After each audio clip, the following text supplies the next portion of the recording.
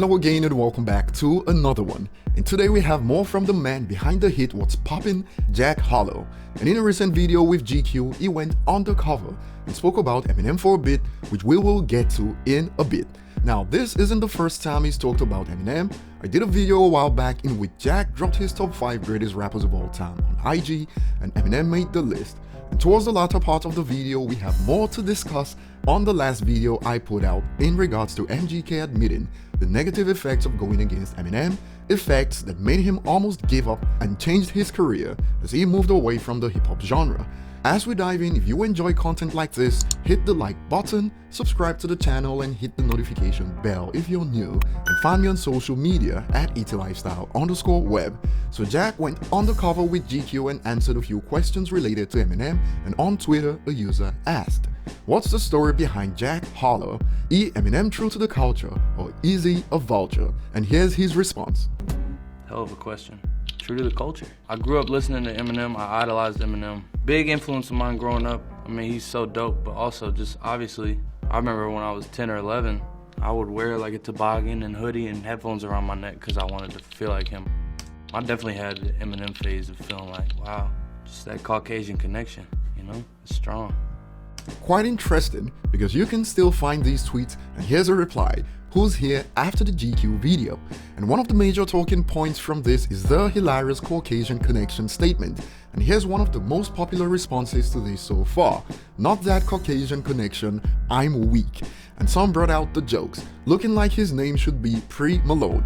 And under a post about this on Twitter, the topic about Eminem's influence was brought up a few times. One user states, "Honestly, who wasn't inspired by Eminem? NF, Jack Harlow, Juice WRLD, who wasn't? Eminem will go down as the best rapper ever." And on this, another user adds, "Eminem inspired Jack, NF, Hobson, Sean, Corday, Kendrick, Cole, Joyner, Logic, etc. Whoever says Eminem doesn't have historical impact on hip-hop is dumb as rocks." And you might be wondering why these users felt the need to state the obvious, but if you're active on social media where hip-hop is discussed, you'd know that it had to be said. That's why Eminem even had to drop a reminder that many rappers, including the most respected rappers from the generation that came after him, like Cole and Kendrick, were inspired by him on 4. Moving on, before we head to the next point, we are heading into the final month of the year, and Chart Data chose to drop a reminder of albums that had the best Spotify debuts so far. And despite all the high-profile releases in 2020, Eminem has held his own in the top 10 for streaming numbers in 2020, as Music to Be Murdered By for first-day streams is number 7 overall and number 2 for hip-hop albums behind Juice WRLD's Legends Never Die. And for first-week streams, Eminem is at number 5 going into December and at number 2 for hip-hop, to which a user responds, "M beat most people this year with 2 singles and then disappeared with no promo at all. GOAT. Darkness was shadowed because of its message, so it's just one single, to be frank, Godzilla." And moving on, here's more on the topic of my last video.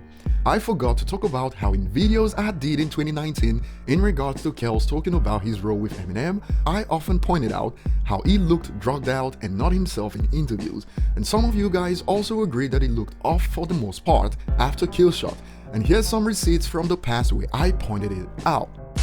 But if you ask me, even in this interview, MGK doesn't look so good, as he's clearly still high on something. So it's safe to say he's got PTSD from Killshot and he's still on drinks to drown out his sorrow. But we want you alive, MGK, so seek help before it's too late. Drinking at 7 AM won't make you forget Killshot. And some users also notice like this. First of all, although MGK is a clown, but he really needs help. He looks high and drunk, and in my opinion, he mentally has problems. I hope he gets help. But the few MGK fans that found my videos on him in 2019 often called me a hater and stated that he's doing just fine. And I can't believe I didn't bring this up in my last video, but as the recent interview with Dave Franco has revealed, those of us who pointed it out that he didn't look too good were right on the money, as he stated that 2019 was the year he thought of giving up music. And with the latest interview, it looks like one user from over a year ago can now rest easy, as MGK looks to have admitted the consequences of going against Eminem. This was the user's comment. "I gave MGK 1 year to man up, admit his wrongdoings and take the L.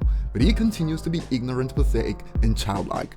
I think I'm moving on from him. Sucks because I liked him, but I don't like his personality anymore. It's safe to say that in the last interview, he kind of admitted that he took the L, although I don't know if this user will be interested in his newly found pop-punk vibe, but hey. And some of you brought out the jokes under the last video. I clicked faster than MGK switching genres. That cracked me up, so share your thoughts below, I'll be reading the comments. Thanks for watching and see you on the next one.